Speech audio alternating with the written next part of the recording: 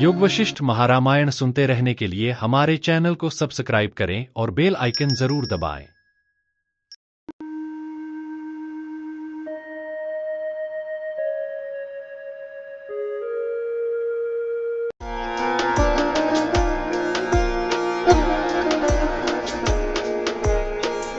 योग वशिष्ठ महारामायण उपशम प्रकरण सर्ग 69।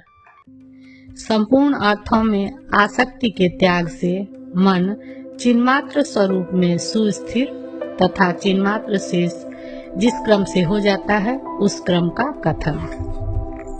श्री वशिष्ठ जी ने कहा, हे राम जी, विवेकी विद्वान पुरुष भले ही सर्वदा तत् समय के योग्य समस्त व्यवहारों में निरत रहे, भले ही तत् व्यवहार में उचित सभी प्रिय पुत्र आदि के साथ रहे, भले ही निषिद्ध लौकिक एवं शास्त्रीय समस्त कार्यों में व्यस्त रहे, तथापि उसे अपने मन को वैसा बनाना चाहिए जैसे मैं अभी आगे जाकर कहूँगा, अथवा एक काल, एक देश और एक सेवक आदि के सहभाव से कतिपय कर्मों में तत्परता संपादक परिचिन्न संशक्ति का परित्याग करने के लिए पहले संपूर्ण देश काल आदि समस्त उपकरण सामग्री से निखिल जगत के व्यवहार रूप कर्मों में स्वयं निरत होकर भी पीछे से अपने मन को वैसा बनाना चाहिए जैसे मैं आगे वर्णन करूंगा। न साध्य पदार्थों की चेष्टाओं में, न अतीत काल की वस्तुओं की चिंताओं में, न वर्तमान कालीन वस्तुओं में, न आकाश में, न नीचे, न मध्य में, न दिशाओं में और न लताओं में मन को आसक्त करना चाहिए। न आदि भौतिक भार या चाकर आदि विषयों में, न उनके उपभोग की इंद्रिय वृत्तियों में, न आध्यात्मिक वस्तुओं में और न प्राण, मूर्धा तथा तालु में। जो योग शास्त्र में वर्णित काम्य सिद्धि अनुकूल धारणा के स्थान स्वरूप है, मन को कभी आसक्त करना चाहिए। न भौहों के बीच में, न नासिका के मध्य में, न मुख, न दक्षिण नेत्र की कड़ी प्रकाश में और न इस हृदय रूपी आकाश में मन को आसक्त करना चाहिए। न जागृत में, न स्वप्न में, न सुषुप्ति में, न शुद्ध सत्व गुण में, न तमोगुण में, न पीत रक्त आदि रजोगुण में और न गुणों के समाहार में मन को आसक्त करना चाहिए। न कार्य वर्ग में, न स्थिर कारण अव्यक्त में, न सृष्टि के आदि काल में, न मध्य काल में, न अंत काल में, न दूर में, न समीप में, रूपात्मक पदार्थ में और न जीव में मन को आसक्त करना चाहिए।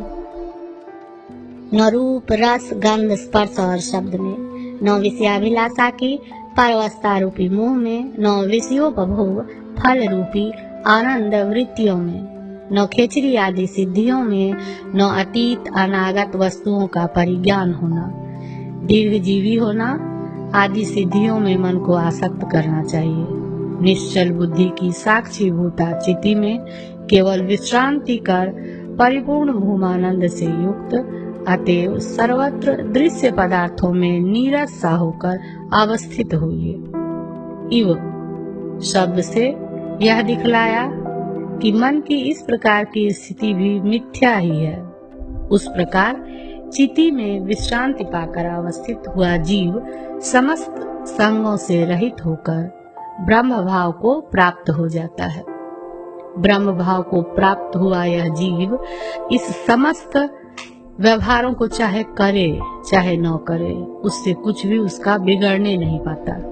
जैसे आकाश मेघों के साथ तनिक भी संबंध प्राप्त नहीं करता, वैसे ही अपने स्वरूप में निरत जीव क्रियाओं का, विहित या निषिद्ध कर्मों का अनुष्ठान करे चाहे न करे, पर क्रियाजनित फलों के यानी स्वर्ग, नरक आदि के साथ तनिक भी संबंध प्राप्त नहीं करता।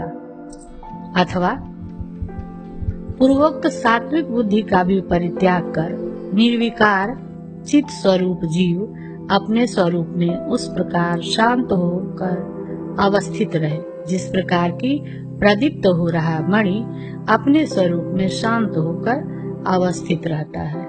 हे रामचंद्र जी, जिसने अपने स्वरूप में परम विश्रांति प्राप्त कर ली है, उसका अंतःकरण आत्म साक्षात्कार रूप महान उदय को प्राप्त कर चुका है एवं जिसकी व्यवहार और तत्संबंधी फलों में तनिक भी इच्छा नहीं रह गई है, ऐसा जीव भले ही लोक दृष्टिया व्यवहार करे तथापि वह कर्म जनित फलों का स्वल्प भी संबंध प्राप्त नहीं करता, क्योंकि वह संबंध की हेतु अविद्या, काम और कर्म की वासनाओं से शून्य है।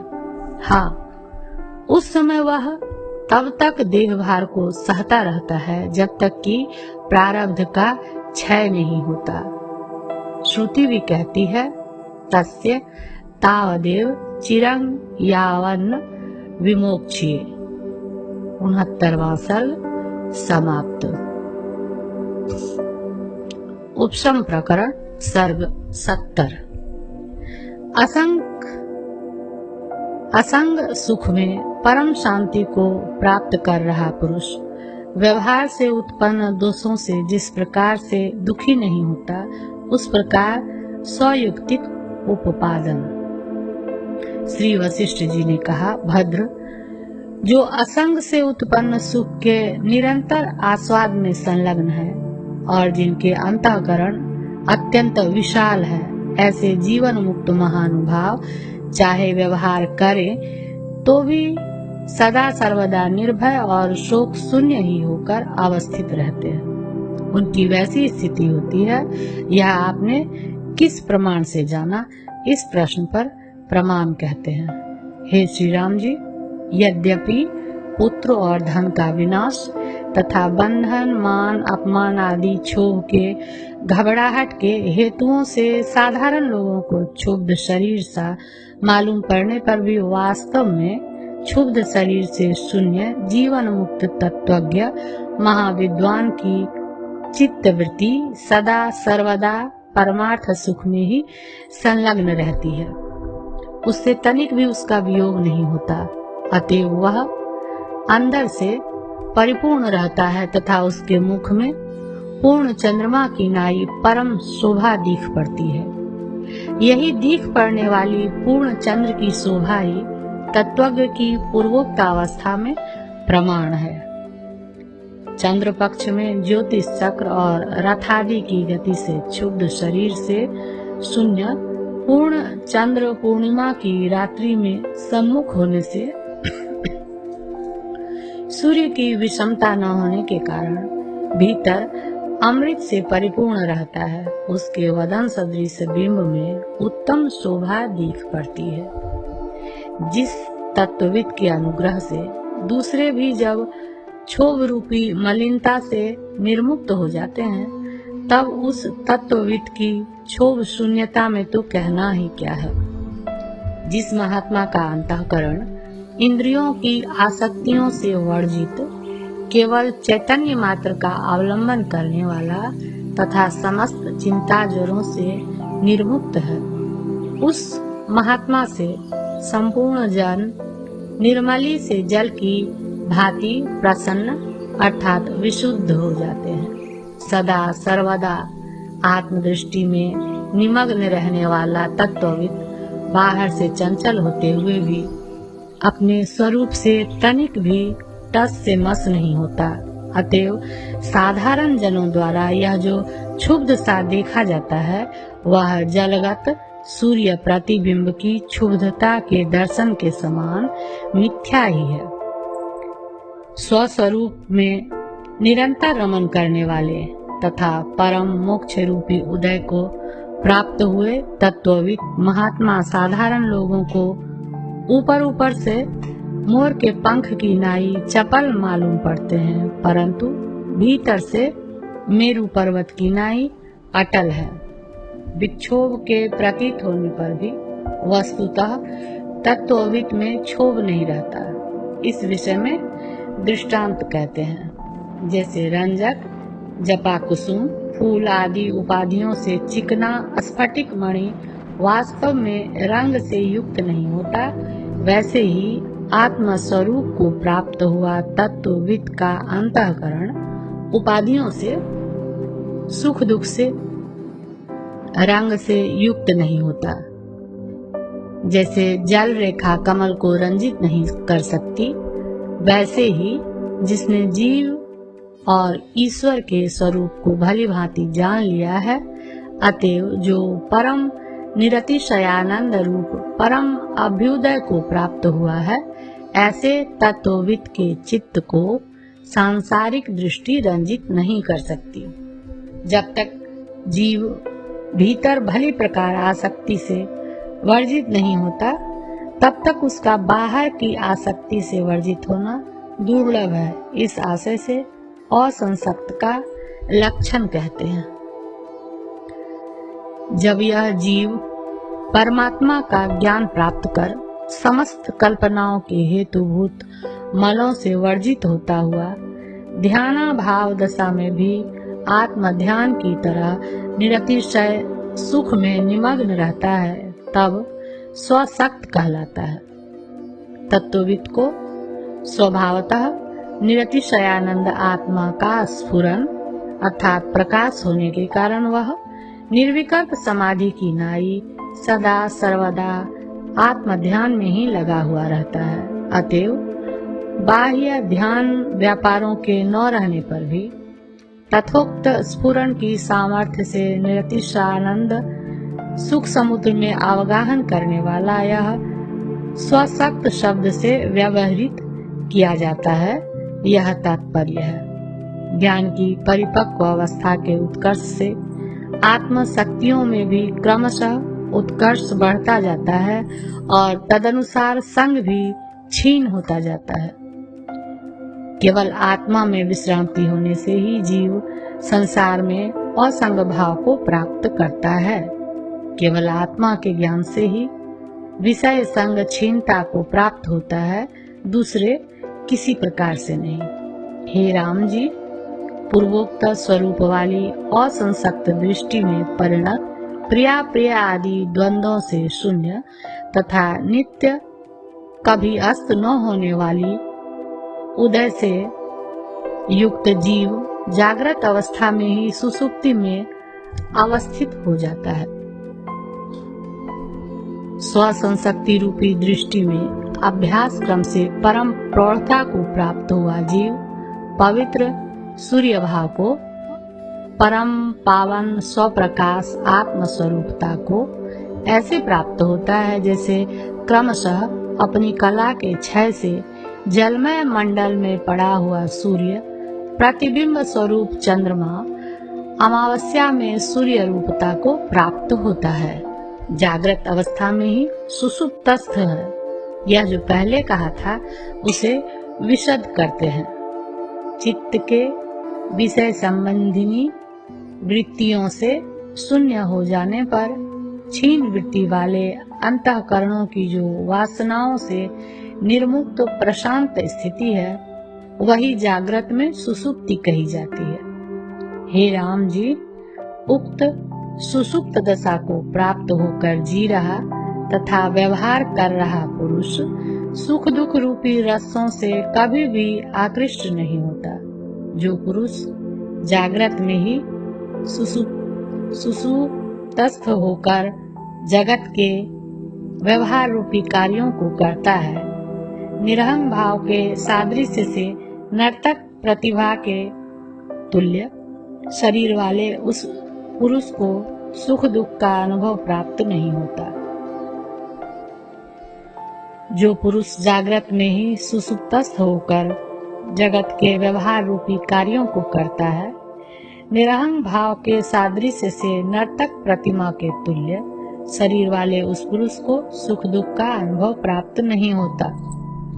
चित्त में चोट अर्थात पीड़ा पहुंचाने वाली अहंकार रूपा ही शक्ति है, क्योंकि वह इष्ट और अनिष्ट के संयोग और वियोग से संताप देती है।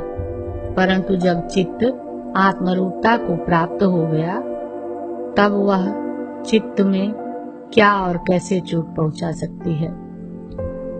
पूर्व से ही यानी साधन अवस्था से ही लेकर अभिनिवेश का परित्याग कर कर्मों का अनुष्ठान कर रहा निर्विकार बुद्धि वाला जीव जीवन मुक्त स्वरूप से अवस्थित रहता है और उन कर्मों के फलों से बद्ध नहीं होता। हे अनग, सुसुप्ति की विकार शून्य वृत्ति का अवलंबन लेकर आप वर्णाश्रम स्वभाव के अनुसार प्रारब्ध परिपाक से प्राप्त हुए लौकिक या शास्त्रीय कर्मों का चाहे अनुष्ठान करिए चाहे मत करिए, उससे कुछ होने वाला नहीं है। आश्रमोचित कर्मों का भी परित्याग कर देना चाहिए, ऐसा जो लोग मानते हैं उसके प्रति कहते हैं। ज्ञानी पुरुष को कर्म का अनुष्ठान या परित्याग कुछ भी नहीं भाता, किंतु जिन्होंने आत्म तत्व को जान लिया है ऐसे महात्मा जिस समय जो प्राप्त हो जाता है तदनुसार अनुवर्तन करते हुए अवस्थित रहते हैं। श्री राम जी, आप सुसुप्ति अवस्था में रहने वाली निर्विकार बुद्धि से युक्त यानी तत्वज्ञ होकर कुछ करते हैं तो भी अकर्ता ही हैं, और यदि उस बुद्धि से शून्य यानी अतत्वज्ञ होकर आप कुछ नहीं करते हैं तो भी करता ही है। ऐसी परिस्थिति में आपकी जैसी इच्छा हो वैसा कीजिए। हे राघव, जैसे किसी प्रयोजन की अभिलाषा न रखकर केवल लीलावश ही बालक पलंग के ऊपर स्पंदन क्रीड़ा करता है, वैसे ही आप भी किसी प्रयोजन की अभिलाषा न करते हुए कर्मों का अनुष्ठान कीजिए।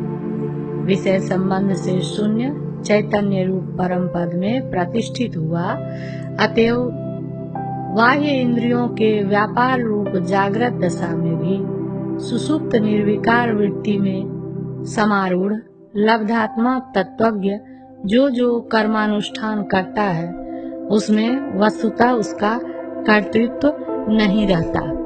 सुसुप्ति की विकार शून्य अवस्था को प्राप्त कर और अपने चित्त में समस्त वासनाओं से रहित होकर ज्ञानी भीतर से ऐसी शीतलता को प्राप्त करता है जैसे चंद्रमा अमृत से अपने भीतर शीतलता को प्राप्त करता है। जैसे 6 ऋतुओं में अविकृत स्वभाव होने के कारण पर्वत एक सा रहता है, वैसे ही पूर्ण चंद्र के बिंब की नाई महान तेजस्वी पूर्णात्मा निर्विकार अवस्था में प्रतिष्ठित तत्वज्ञ समस्त आपत्तियों की अवस्थाओं में सदा सर्वदा एक सा रहता है।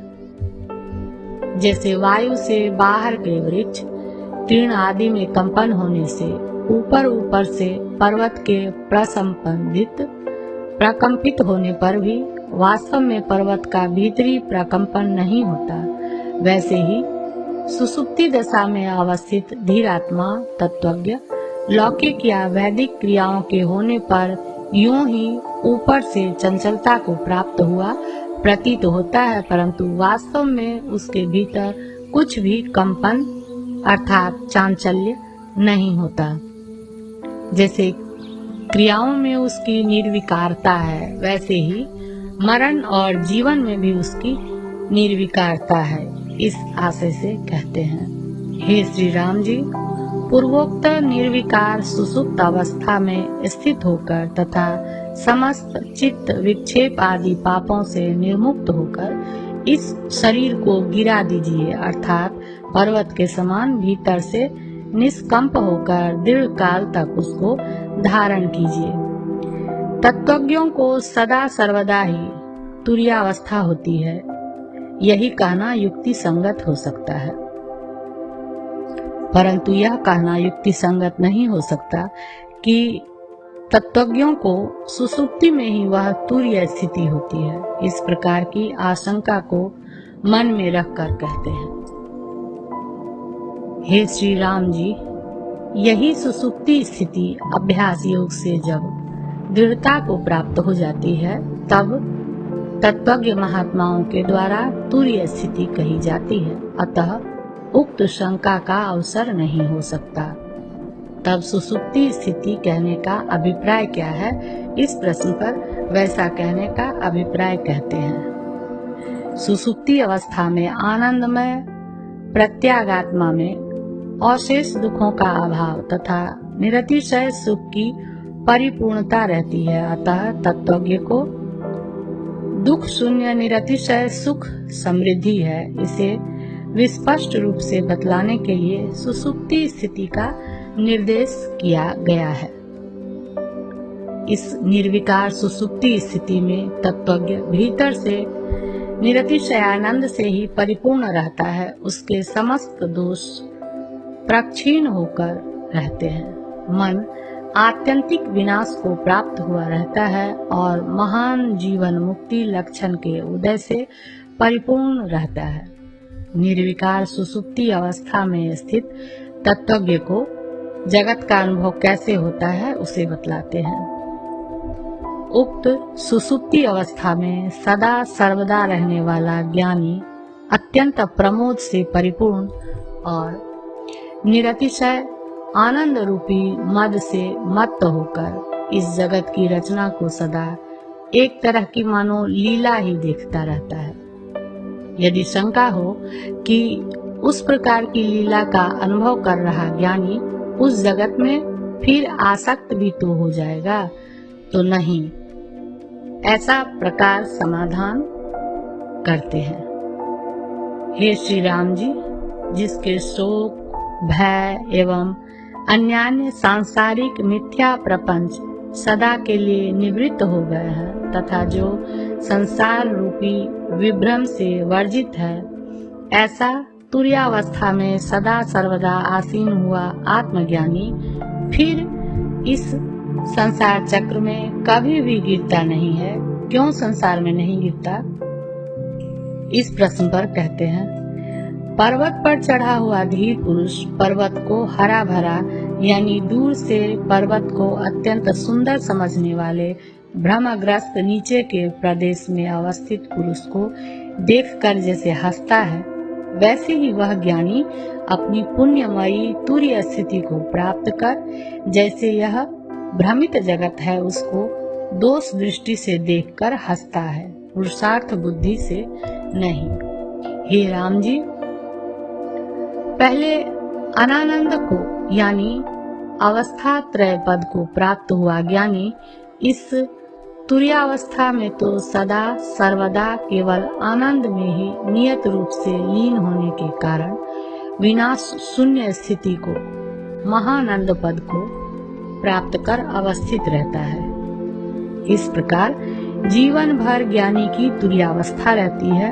यह कहकर अंत में विदेह अवस्था को प्राप्त हुए ज्ञानी की तुर्यातीत अवस्था होती है।